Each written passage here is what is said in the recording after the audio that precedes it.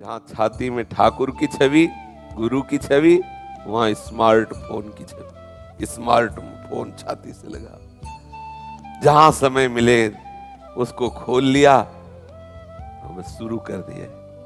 पहले था बार बार झांक के ठाकुर को देखा, दुलार आ सकती, एकांत में सामने ठाकुर को रखे रो रहे हैं, दुलार कर। अब एकांत में उसे इतने इतने बड़े भी होते हैं मोबाइल, हमने देखा इतने इतने बड़े मोबाइल, अब उसी में पूरा विश्व देखो। कितना बड़ा, कितनी बड़ी सिद्धि है आज के साधकों में। तुरंत अमेरिका देखो, लेवल लो, ध्यान लगाने की जरूरत नहीं, आगे सामने कैसे सिद्धि हो, कैसे भगवदाकार वृत्ति हो। सोचो, जहां मन ऐसे ही सब सात्विक वातावरण में हमें चंचल करता है, वहां संपूर्ण संसार का प्रतीक स्मार्ट मोबाइल हो और इंटरनेट का सहयोग हो, फिर वो भगवान की कैसे वृत्ति स्मृति अखंड रख सके। मुझे तो लगता है बड़ा असंभव सा है, क्योंकि इतना आकर्षण और सहज में हर विषय। अगर सावधान साधक नहीं है तो ये कलयुग की चाल मोबाइल है, बहुत जल्दी उसे भगवत विमुख कर देगा।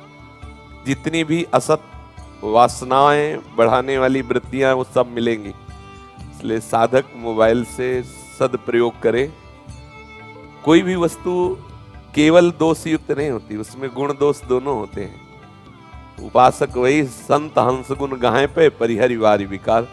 अब जैसे मोबाइल से बाहर रहकर सत्संग भी सुनते हैं लोग, मोबाइल से गुरुजनों की इष्ट की छवि भी रखते हैं, मोबाइल से हम तत्काल किसी संत से बात कर सकते हैं, कहीं सूचना दे सकते हैं, कोई अपना प्रश्न हल कर सकते। बहुत सी ऐसी सुविधाएं, आप किसी समस्या में हैं तो वहाँ एक आप दूसरे को सूचना दे सकते हैं। तो आप अगर सद्गुण ग्रहण करें तो कोई पतन नहीं है, लेकिन प्रायः इतनी इंद्रियां बलवान हैं कि वो फिर फिसला देते हैं। कई ऐसे चैप्टर हैं इस समय वातावरण में जो हमारे परमार्थ के लिए बहुत हानिकारक है। साधक सावधान रहे। महापुरुषों का पहला तो सानिध्य नहीं मिल रहा, दूसरा हमारा आहार दूषित हो रहा, तीसरा संग दूषित हो रहा है। इन सब के कारण हमारा अखंड चिंतन नहीं चल पा रहा। देखो भला, अखंड चिंतन, जब अखंड चिंतन चलेगा ना तो किसी से बात करना अच्छा नहीं लगेगा। वो थोड़ी थोड़ी देर में कुन्नु कुन्नु बजता रहता है मोबाइल। जिनके पास मोबाइल होते ना वो बजता रहता, और ना भी हो तो अगर रख के आप थोड़ा पाठ भी करने गए हो तो पाठ के बाद आप अंतर्मुख होके ये नहीं देखेंगे कि मेरे मन में क्या चल रहा है, वो मैसेज किसका आया, वो फौरन भाग करके उसमें देखने का मन। बहुत सावधान रहा जाए। अब धीरे धीरे कलिकाल बढ़ता चला जा रहा है, क्योंकि जैसे जैसे कलिकाल की अवस्था बढ़ेगी वैसे वैसे दूषित भाव भी बढ़ेगा, वस्तु दूषित हो रही है। एक दिन मूंग की दाल बनाने के तो उसको जब धोया गया तो उसमें भी हरा हरा निकला। तो मूंग की दाल में भी मिलावट, हरा हरा उसमें रंग। किशमिश का भोग लगाने के लिए धोया गया तो उसमें भी हरा हरा रंग। अब बताओ, ऐसी चीजों में मिलावट, तो दूध घी आदि, तो अब कैसी शरीर की स्थिति होगी जब ऐसी मिलावट वाली वस्तुएं जाएंगी। तो मिलावट वाला चिंतन होगा, शुद्ध चिंतन कैसे हो। हमारा खान पान, हमारा संग, हमारा वास, ये सब धीरे धीरे दूषित होता जा रहा है। जब हम किसी संत को भजन करते देखते हैं या किसी भक्त को, तो हमारा भी हृदय कहता है भजन करें। और जब हम भोग विलासता की बातें देखेंगे तो हमारा भी मन कहेगा, क्योंकि जो हम देखते हैं, जो सुनते हैं, वही मनन होता है, वही आकांक्षा होती है। अब जो पीढ़ी चल रही है ये भजन कर लो नहीं, अगली जो पीढ़ी आने वाली है उसमें भजन क्या होता है तो सब जानते हो। कैसे कैसे लोग बोलते हैं, शास्त्र सब झूठे, संत जन के लिए जानते हो क्या, सब पाखंडी, लोभी, पैसा कमाने का धंधा। अब आप देखो, जहां से काम बनना है माया ने वहां ये वृत्ति करवा दी। संतों को देखते ही पाखंडी, काम करते नहीं, पैसा कमाने के लिए ऐसा ऐसा। शास्त्रों के लिए बात आ गई कि वो सब झूठे। अब शासन कौन करे जब संत और शास्त्रों पर विश्वास नहीं, तो भगवान की मान्यता ही नहीं, भगवान की मान्यता नहीं, तो अब बचा कौन शासन करने वाला। अब तो मनमानी आचरण करो। बोले ना कोई नरक है, ना कोई स्वर्ग है, ना कोई भगवान है। ये बाबा जी लोग ठगने के लिए ऐसी ऐसी बातें करते हैं कि ऐसा करोगे तो ये नरक मिलेगा, ऐसा करोगे तो इनसे पूछो तुम नरक जाके आए हो क्या। तुम्हें क्या पता भगवान के भजन में इतनी सामर्थ्य कि बैठे बैठे बता दें कि इस समय नरक में क्या हो रहा हो, स्वर्ग में क्या हो रहा हो, बैकुंठ में। अभी जानते क्या भगवान की शक्ति को? भगवान अनंत सामर्थ्यशाली, भक्तों के अधीन है। ऐसे भक्तों को तुम क्या जानते हो? तो इसलिए मुझे लगता है बहुत सावधान होकर के समय व्यतीत किया जाए और हर समय भजन में रहो। मोबाइल का सिर्फ उतना प्रयोग करो जितनी आवश्यकता है, उसमें जैसे साधक होकर उससे मनोरंजन करो। क्या साधना करोगे भैया? भले 2 घंटे आप माला चलाए और इसके बाद जाके उसमें मनोरंजन। हमें मन को प्रियालाल तक पहुंचाना है। हमारा मनोरंजन का विषय प्रियालाल है। प्रभु को कहा गया भक्त मनोरंजन, जनमन रंजन कहा गया ना। तो मनोरंजन, हमारा मनोरंजन कहाँ होना चाहिए? प्रियालाल से, प्रभु से। और मनोरंजन अगर संसार में होता है, अब अपने अपने को देख लो, हृदय की बात। आपके मनोरंजन का विषय प्रियालाल की लीला, प्रियालाल का नाम, प्रियालाल का धाम, प्रियालाल के प्रेमी जन है, या कोई प्रोग्राम संसारिक, या कोई संसारिक अभिनय करने वाले जन, या कोई संसारिक क्रीड़ाएं। इसलिए साधक, भगवान नाम जापक साधक हाथ जोड़ के प्रार्थना करते हैं, संध्या काल होने के बाद कभी एकांत कमरे आदि में वो मोबाइल वाला व्यवहार न करे। क्या होता है कि जिससे एकांत कमरे आदि में तो कोई शासन करेगा नहीं, कोई देखेगा नहीं। अब जहां हमें भगवदाकार वृत्ति करनी, तो अगर आप माला लेके बैठोगे भी ना, तो वो मन चंचल होगा। वो आपके पास है प्रोग्राम, अब वो आपको कहां पहुंचा देगा पक्का समझो, पक्का। हम लोग अपने आप को स्वयं नष्ट करें, फिर कह दे कि गुरु कृपा, इष्ट कृपा, सब तो देखो ये केवल प्रमाद वाली बातें हैं। आप स्वयं प्रयासशील होइए, फिर आप देखिए गुरु कृपा क्या रंग लाती है, इष्ट कृपा क्या।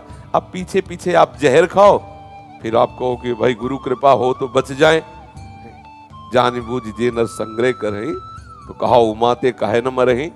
जानबूझकर तुम गंदी बातें कर रहे हो, अपराध कर रहे हो, नष्ट हो। ये सबके लिए प्रार्थना है। ये देखो अपने घर के जैसे बैठ के बात करते हो, आप थोड़ी देर पाठ करते हो, थोड़ी देर भजन करते हो, और इसके बाद आप एकांत में क्या करते हो, उस पर आपकी नजर होनी चाहिए।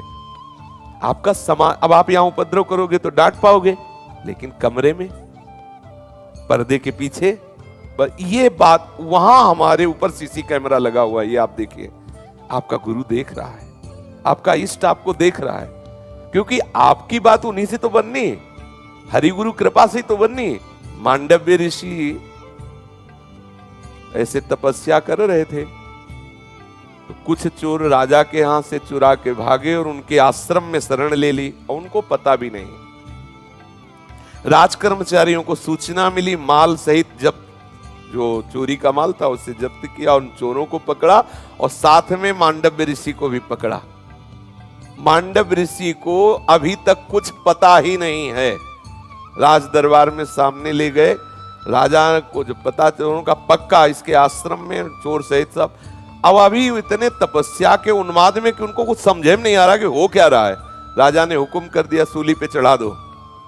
ये महाभारत की कथा है, भगवान व्यास देव जी, श्री कृष्ण द्वैपायन व्यास देव जी ने लिखा है। सूली गुदा द्वार से डाली जाती है, भाले जैसा होता है, ऊपर से उसे छोड़ दिया जाता है सीधे, और वो मल द्वार से ऐसे जितना घुस पाई, और उतने में तड़पता हुआ घंटा 2 घंटा, दिन 2 दिन, कित भयंकर मतलब दुखद मृत्यु होती है वो।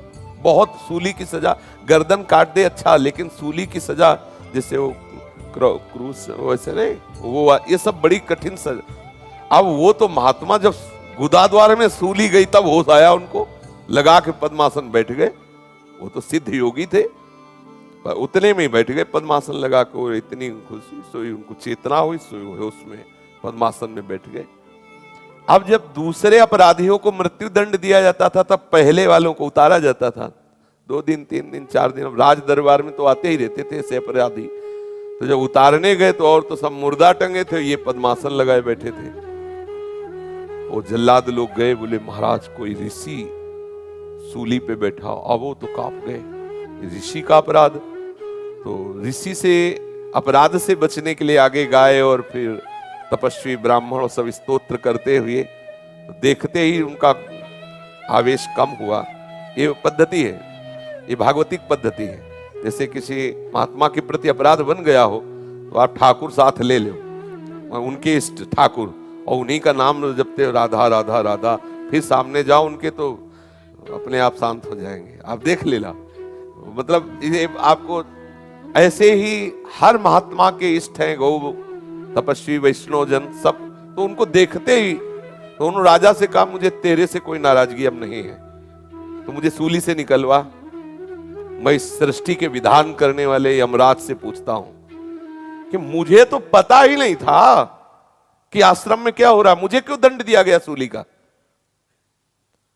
अब सूली निकाली जा रही थी ऐसे ऐसे, तो निकले ही ना, तो काट दी गई वहीं से, तो उनका नाम पड़ा अणिमांडव्य, अणि। सीधे वहां से अंतर ध्यान हुए, संयमनीपुरी पहुंचे, क्योंकि इसका हिसाब किताब दंड का विधान, पूरे त्रिभुवन के दंड का विधान भगवान यमराज के पास, जो धर्मात्माओं को धर्मराज रूप से दर्शन देते हैं, पापियों को भयंकर यम रूप से, और 12 भागवतों में वर्णन है। तो धर्मराज जी ने स्वागत किया मांडव ऋषि का। उनका स्वागत की जरूरत नहीं, हमारे प्रश्न का उत्तर दीजिए। इस केस में कहीं भी अगर मैं अपराधी हूं तो बताइए आप, कहीं भी ना मुझे पता था कि चोर मेरे आश्रम में आए, ना मुझे कुछ, दंड क्यों, मुझे दंड क्यों। तब उन्होंने कहा कि इस अपराध में नहीं, लेकिन आपका अपराध है। तो जैसे अपने को टेलीविजन में नहीं दिखाई देता, इसे दिखवाया पीछे बैक करके, जैसे होता कि थोड़ा बैक कीजिए, तो उन्होंने उनको अपनी वो तो महाभागवत भगवत शक्ति से युक्त दिखाया।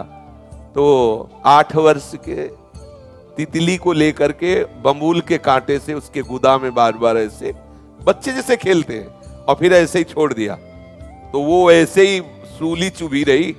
देख लो लीला ठाकुर की, अवश्य में भोक्तव्यम। इसीलिए शरणागत बहुत बड़ा महान भाग्यशाली होता है, क्योंकि शरणागत का पक्ष ठाकुर ले लेते हैं। ये तपस्वी हैं, और शरणागत के द्वारा अगर ऐसा कोई अपराध हुआ हो तो ठाकुर जी बहुत हिसाब से निकालते हैं। अगर वहां बम्बूल का कांटा तो उसके पैर में चुभा के छोड़ देंगे, 1-2 दिन पकेगा, ठीक हो जाए, उसके गुदा में नहीं डाला जाएगा। पर अवश्य में भोक्तव्यम, थोड़ा चाहे हो लेकिन भोगना बहुत, इसीलिए तो डरना चाहिए कि कोई अपराध न बन जाए। अब उन्होंने कहा 8 वर्ष के बालक का कोई बुद्धि का निर्णय ठीक थोड़ी माना जाता है, वो तो बच्चा है। मैं आज से व्यवस्था करता हूं कि 14 वर्ष की अवस्था तक किए हुए अपराध का कोई उसे दंड न दिया जाए, और तुम्हें साफ देता हूं कि तुम ठीक निर्णय नहीं किए। एक बालक के किए अपराध को इस अवस्था में, जब मैं तपस्या में संलग्न हूं, मुझे दंड दिया, इसलिए तुम मृत्यु लोक जाओ तो तुम्हारा नशा हिरण हो, जाओ 100 वर्ष तक के लिए तुम्हें मृत्यु लोक में रहना होगा। तो वही दासी पुत्र विदुर जी के रूप में सीधे धर्मराज जी के अंश से युधिष्ठिर, और सीधे धर्मराज जी विदुर जी के रूप में आए, और ये स्थापना। तो एकांतिक विषय को परमात्मा देख रहा है।